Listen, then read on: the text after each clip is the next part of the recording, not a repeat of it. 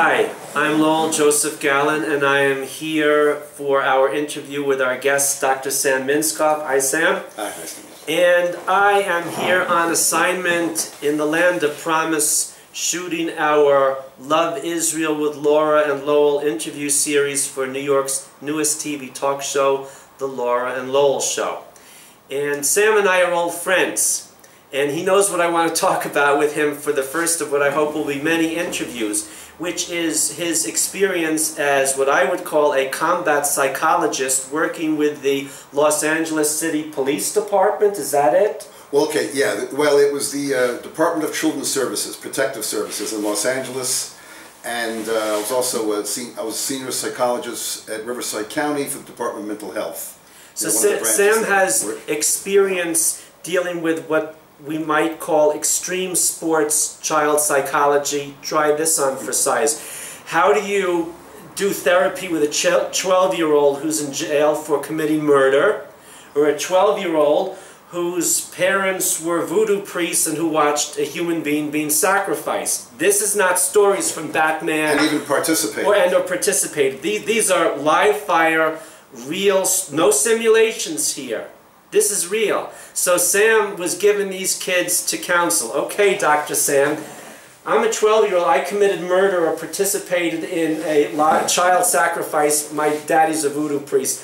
What kind of therapy do you give me other than busting the baseball bat out? How do you help me, doctor? What do you do? Yeah, well, that's a, needless to say, as we say in graduate school, that's a loaded question.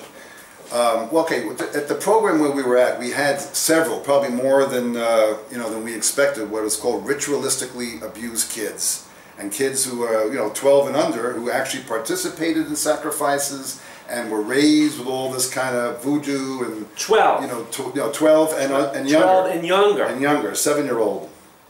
I remember this one 7-year-old, and I understand she turned out to be okay.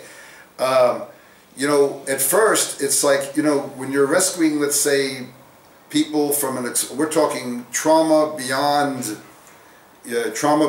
trauma. There is no description, for this kind of a situation.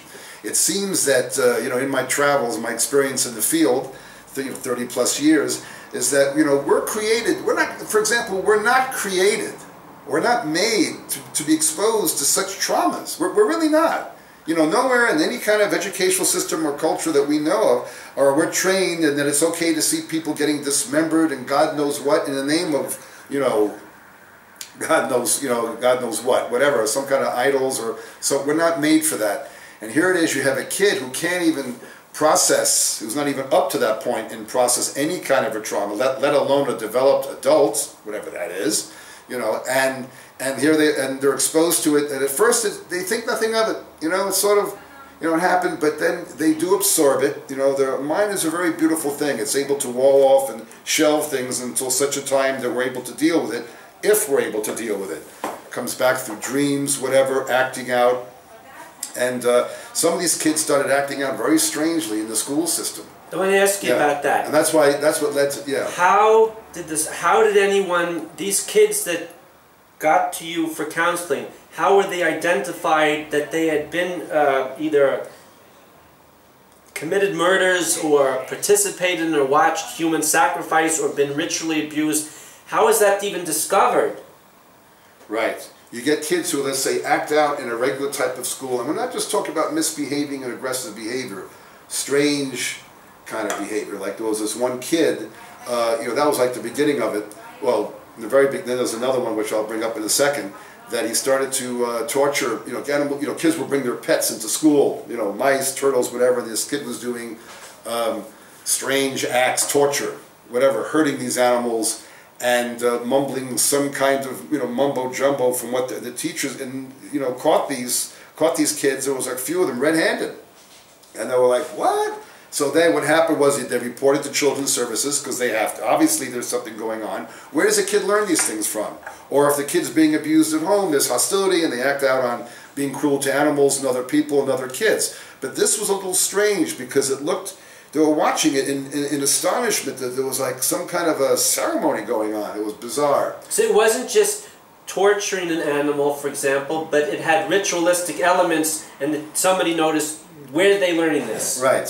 And so one thing, it's not just kicking the cat or hitting the dog. Right, exactly. Or just whatever it is, trimming the wing of a bird and seeing how it flies or something like that. It's not like sadistic mischief. It went beyond. It was cultic. Cultic. Ritual. I mean, it was like crimson red flags was going up here. Right.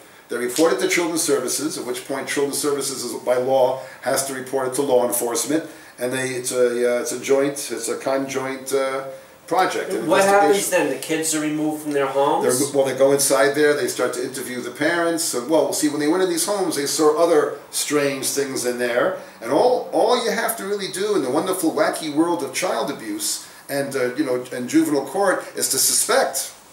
Yes, hearsay evidence, it counts. It's not like, this isn't Perry Mason where you have to have hardcore and, shadow of doubt. It's a suspicion.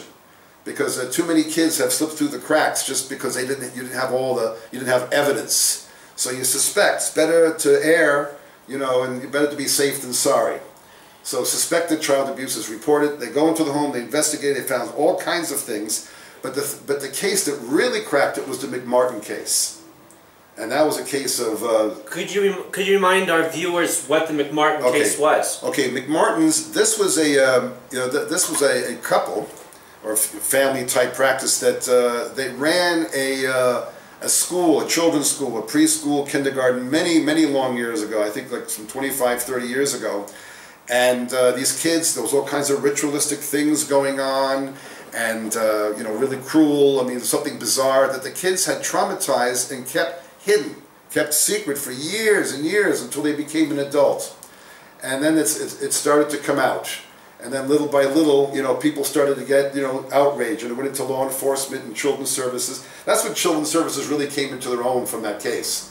So people were like, they can't believe that such a thing can happen in America, in America.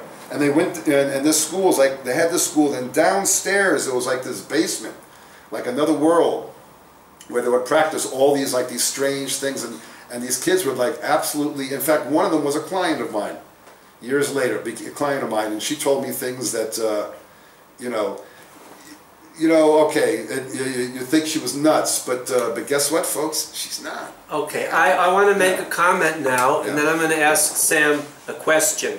Some of you know that in the last year, began in July 2011, I picked up where I left off 40 years ago with acting and a new beginning in film, for which I made several trips to New York City, and was very fortunate to have wonderful experience working with wonderful students and their teachers at 3 wonderful film schools of the art, 2 of which were in schools of the arts.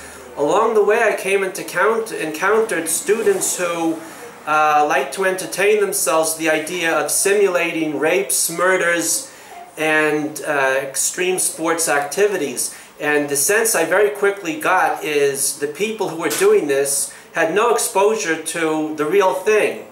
And the only thing I would say to them, and I'm going to ask Sam a question, is I would be very careful about simulating dark side of the force events, because even if you're bored and rich and have nothing else to do and think, how can I entertain myself today? And look, I have my godlike technology of my camera, of my video camera, and I have studios in my Tower of Babel. Don't play games with the dark side of the force. There is a real world of darkness. And we're talking about a combat psychologist who met people who were involved in it. And then I come to my question.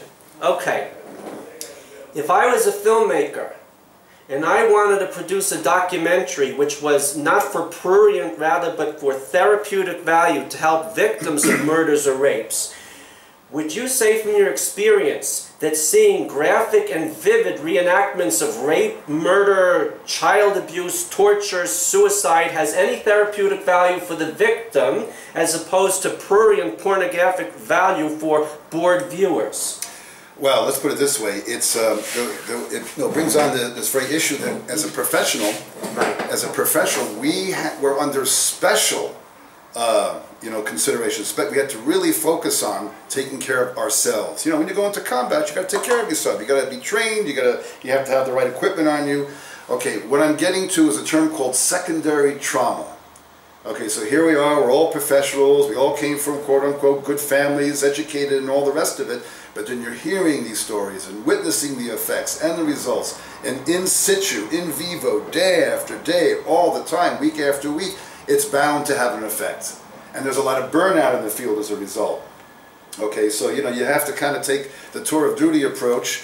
That's like, when people were sent off to actual combat, in war, there was some kind of a policy that after about 2 or 3 months you got to bring them back and send a fresh group out, because it gets to be, there's only so much that the human condition has been created or made to take. So if one is making a documentary of these things for therapeutic reasons, it would need to be presented in such a way, or it needs to be focused in such a way so it is in fact therapeutic. And people think by exposing someone from the trauma or to the trauma and having them relive the trauma, rubbing their nose in it, no, it's catharsis, no, okay. And then what happens? That somehow it's going to be out of their system. No, it's not. Right. Because when you think of something and then you talk about it, you're keeping it alive. Right. So what you're saying is that a person who views that never experienced the trauma themselves and doesn't have the faintest idea what they're talking about. So if I'm a 12-year-old, let's say I'm an 11-year-old, and I was the victim of a child rape, I would not view it, you would say, as therapeutic to see a graphic reenactment of a rape. That's not how you would help me if you were allegedly, supposedly trying to help me. Quite the contrary. Exactly. I want you to pay very close attention to what Dr. Sam is saying. Yeah, I mean, quite the contrary. To relive it, especially now. If a person wants to talk, say, I really need to talk about it. If the client or patient is in a session or in a situation that's, I've been having these dreams and whatever, I really need to talk about it. Then it's therapeutic. They want to get something out of their system. But to be forced and, once again, when you say forced or controlled or persuaded, then we're talking about breaching the victims or the one-time victim's boundaries and getting them to do something that they don't want to do. This sounds drastic. It's a form of rape. No, it doesn't sound drastic to me. Metaphorically, not at all. But see, even though it might be metaphorically rape, it can have very similar traumatic effects. Like even with some of the concentration camp survivors, some of them, and I spoke to a few of my colleagues about it, don't want to talk about it. And some things, I know this may be contrary to a lot of psychological theories, but some things are probably best left, shelved for the time. Right. Until such time. This is an important point dealing with anxieties. We all have fears and anxieties. One thing I learned from my mother, who's just turned 82, she swims almost every day, and she is a licensed swimming teacher. She said, you don't teach a child how to swim by throwing it in the pool. Right. People thought, well, that's how I'll help you overcome your fear of swimming. What I learned from the books that I studied is unless someone's about to engage in suicide or murder, in which you have to overrule their free will and force them not to kill themselves or someone else, or rape or torture, if I'm afraid of swimming, I'll have to decide when I'm ready to jump in the pool. You can't throw me in. And in the same way, if I've been a child sexual abuse victim,